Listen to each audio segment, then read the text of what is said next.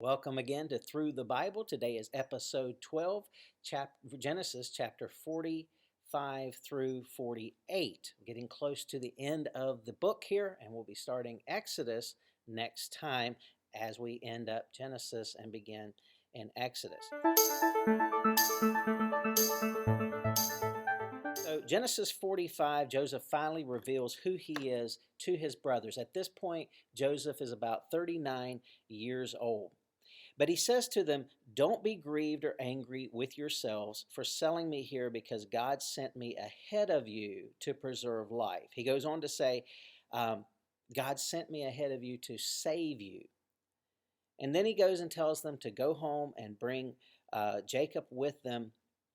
And Jacob at first doesn't believe them when they tell him that Joseph is alive, but he sees the great vehicles, the chariots and the wagons and all of the things that Joseph has sent for them to help them bring him there.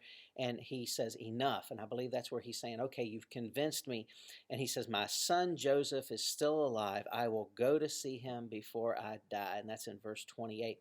And then we jump down to verse 26. God is speaking to Jacob, and he says, "Don't be afraid to go down to Egypt. I will make you a great nation there." So he's reiterating the promise that he gave to Abraham, that the people would build up in another place, that they would grow, but that it would be a time of difficulty for them, but God was still going to be with them. And then in Genesis 47, Jacob blesses Pharaoh, and I find that one really interesting. In verse 10, it says that, "So Jacob blessed Pharaoh." How often are we in the seat that is not of importance, looking at the people that are in great importance or have great wealth or great authority or great power or whatever, but God has still put in us something that can bless them. And we need to remember that we are king's children. We're not people, we are not beggars. And therefore, when we go before anyone, we carry the gift of God with us and we can bless them. Let's always try to be a blessing to the people around us. We continue to see Joseph's wisdom as he both increases Pharaoh's power and saves the people that are getting ready to starve.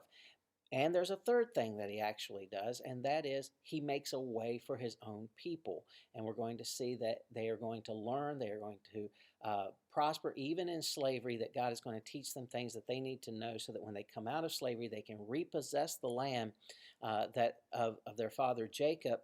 But not only that, Abraham, Isaac, and Jacob, but not only that, but they will also be able to take over the land from wicked nations that God is tired of dealing with there.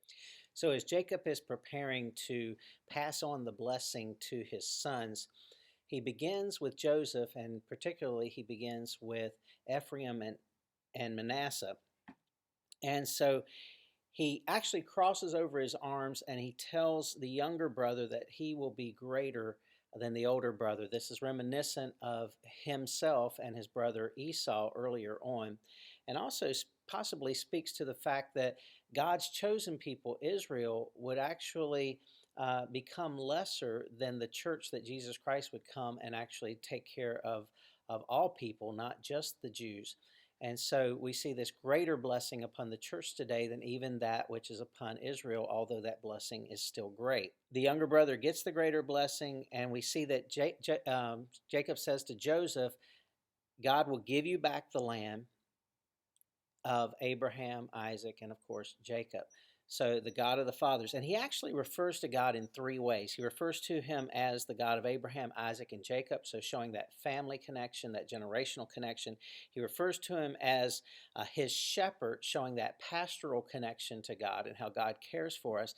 And then he also appealed to him as his shepherd, showing that he is the one that protects us from harm and keeps us safe. To the end of Genesis chapter 48. Tomorrow we'll be looking at chapters 49, 50, and then Exodus 1 and 2 at Through the Bible. God bless. Have a great day.